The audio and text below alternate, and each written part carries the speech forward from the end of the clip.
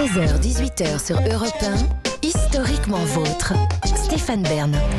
Mais que diable allait-il faire dans cette galère? Tel Scapin, c'est ce que je me dis à quelques secondes de découvrir vos questions, Jean-Luc. Bon, là, maintenant, il ne s'agit plus de reculer. Allez, c'est parti, c'est l'heure du quiz, c'est Bern to be alive. Ne vous en faites pas, ça va très bien se passer, Stéphane. Alors, une question pour Stéphane. On va commencer ce quiz au XVIe siècle. Ouais. À partir de 1589, c'est le siège de Paris. Il y avait évidemment une effroyable famine. Henri de Navarre, le futur roi Henri IV, finit par pénétrer la capitale en 1594.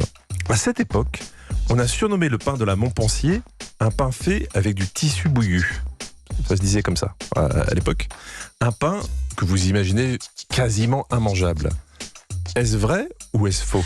Le Non, pain de siège était fait avec de la sciure, C'était me de la semble-t-il. sciure, c'était pas du tissu.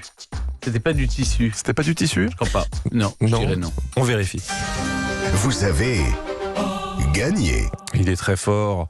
Le pain Montpensier était le pain fabriqué avec les os des cadavres du Ah bah oui, cimetière, c'est ça. des innocents Oh, situés mais dans le quelle quartier des Halles. honte, mais bien sûr, je l'ai raconté. Vous le saviez. ça. Oh, mais oui. Oh, Ah, mais voilà. oui, mais moi je deviens gaga, j'ai quelques excuses. Hein. Une fois Mon les grand chevaux, âge. les chiens, les chats mangés, Ouais. une rumeur invérifiable parlait de cette pratique appelée pain de la Montpensier. Cette dernière, selon les écrits de l'époque, vantait les mérites nutritifs de la recette sans toutefois l'avoir testée. Bon, bon appétit si vous êtes au goûter. Une question pour Clémentine.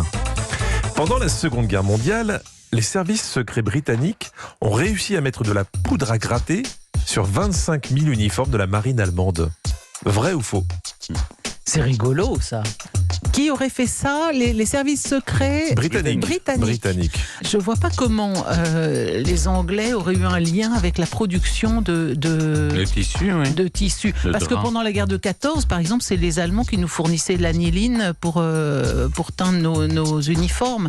Et ils ont cessé de le faire vu qu'on était en guerre. Donc je vois pas comment...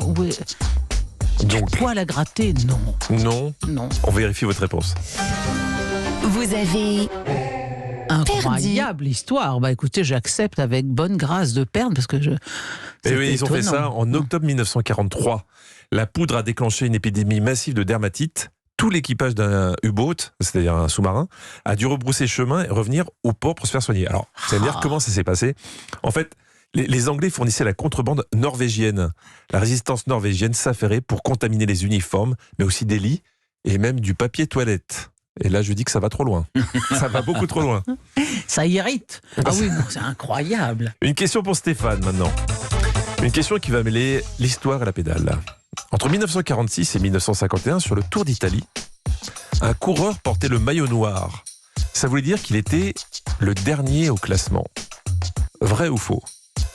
Alors, je suis pas très bon au cyclisme, il faut le savoir. Alors qu'en foot, Alors, en On fait, le sait. Oui. vous Non, vous je crois intéressez pas. pas, hein? Non, Vous aimez pas l'idée? non, j'aime pas l'idée. Oui, parce que ça serait vraiment stigmatisant. Ouais, Le pauvre gars, ouais. il est déjà dernier. En Non, plus, je on lui dirais met un non. maillot noir comme le mouton noir. Non. Ça a Ouais. quelque chose de tout à fait contraire aux principes évangéliques. Je dirais non. Vous diriez non? On vérifie. Vous avez perdu. Oh, Vous allez voir, l'histoire est folle.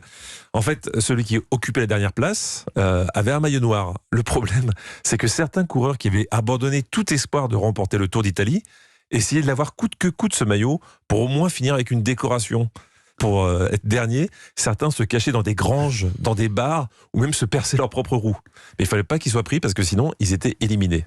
ah, parce que le fait d'avoir le maillot noir, ça Ouais, permettait d'accéder à une forme de Quitte à être dans les visibilité, derniers, de ça te fait un souvenir, Ouais. ça, de toute façon. Et donc, ça devait être le maillot de la C'est honte. cruel. Et c'est C'est pas devenu un bien ça, trophée. hein, Stéphane, hein, Non. mettre un maillot noir, nous on n'est pas d'accord. On va aller parler aux Italiens. Hein. Une question beaucoup plus légère. On va parler des Ceausescu. Ah. Vous aimez ça, les Ceausescu? Clémentine. Allez-y, posez votre question. Bah, elle passait son temps dans les pays de l'Est. Hein, C'est attends. vrai, c'est vrai. Mais C'est pas ça. en Roumanie, mais c'est vrai. Donc dans la famille Ceausescu, madame était assez taquine. Elena Ceausescu trouvait que la jeunesse manquait de dynamisme. Pour elle, les jeunes étaient trop gros. Du coup, elle a décidé, en plein chantier de construction du métro, de supprimer une station. Vrai ou faux?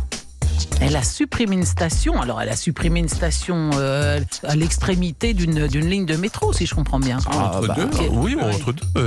Elle peut avoir emmuré la station. Elle était complètement timbrée. Elle est tout à fait capable de... Oui, bon...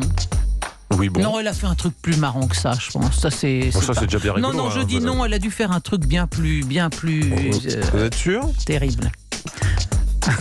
Vous êtes sûr, Clémentine? Et finalement, je suis pas sûre. Tout bien considéré, ma première intuition était sans doute la bonne. Donc oui, elle a supprimé une... bien sûr, c'est bien connu. Elle a supprimé. On va vérifier. Vous avez gagné. Ah, bah voilà, voilà. Bah oui. Mais qu'est-ce qu'elle est forte. Bah oui, Elle est oui, oui. forte, Clémentine, elle n'avait pas été aidée. Non, Du tout. pas du tout. Mais du tout, ça ne Pas s'est pas du vu. tout, oh là là. Non, c'est vrai. Les travaux étaient déjà bien avancés, c'était donc impossible. Les ingénieurs ont donc fait disparaître la station, mais que sur les plans. Ils ont continué à la construire, mais cachée derrière des murs. Et quand le métro a été terminé, les habitants de Bucarest ont protesté, évidemment. Et le couple Ceausescu a finalement donné son accord pour la station. Les murs ont été abattus et la station a été opérationnelle. Ce qui explique en tout cas encore aujourd'hui l'architecture très étrange de la station Piazza Romagna. Ah, c'est étonnant. Mais vous savez que quand ils voulaient donner l'impression d'un pays opulent, on mettait des fruits et légumes en carton-pâte dans les étals. Donc, je trouve que finalement, la station de métro supprimée, c'est pas aussi pittoresque que ce qu'ils étaient capables de faire, ces deux fous mégalos. C'était quand même bien tordu. Hein. Ah oui. Il va falloir une question pour vous départager Ah bah oui. qui va vous Ah mettre oui, en joie. forcément, oui. Et vous avez tout fait pour? Non, pas du tout, Stéphane. Non, Pourquoi bah dites-vous non. ça? On voit bien votre petit jeu. Alors, la question pour vous départager. Héliogabal fut un empereur romain avec de l'humour. Ah oui. Il était connu pour piéger les convives de ses festins, vous savez avec quoi? Avec un coussin pétard Oui, artisanal. oui, en peau de chèvre, non, en peau de bique. Voilà. Est-ce que vous me voyez arriver avec ma question? En quelle année la production industrielle de coussins péteurs a vu le jour? Je sais que vous êtes un grand consommateur, Stéphane. Dès que vous allez chez les Macron, je sais que vous ramenez toujours votre Ah, je coussin. vais pas. Non, il n'y a pas Moi, ça. je dirais 1893. Alors, je vais vous donner un petit indice qui sert à rien, mais quand même. Une échelle, quand même. Non, mais le premier coussin péteur avait un nom, il s'appelle Whoopi. Ah, si c'est Whoopi, ça doit être du caoutchouc, ça doit être contemporain de l'invention de la chambre à air, non? Je dis 1856. 1856 d'un côté, 1895. 1895. Et évidemment, j'ai tout fait pour le faire chuter, mais il ne tombe jamais. C'est un rock. C'est lui qui a gagné puisque c'était 1931. 1931. 1931 sur le catalogue Johnson Smith Company. Incroyable qu'il ait fallu attendre aussi longtemps pour avoir un coussin Comment péteur. Non mais comment a-t-on fait? Un cousin, moi j'ai un cousin péteur, mais c'est pas la même chose. Il est écrit en toutes lettres sur le catalogue pour vous donner envie d'acheter le Whoopi. Il produit des bruits qui peuvent être mieux imaginés que décrits. C'est difficile de faire le cousin Oui, péteur. ça tombe un peu à l'eau là. Oui, c'est ça. Moi je préfère le cousin péteur de Stéphane. Et le coussin péteur, le premier, a été vendu par correspondance. Et ça, vous pourrez dire que vous l'avez appris dans Historiquement Vôtre. Merci Jean-Luc.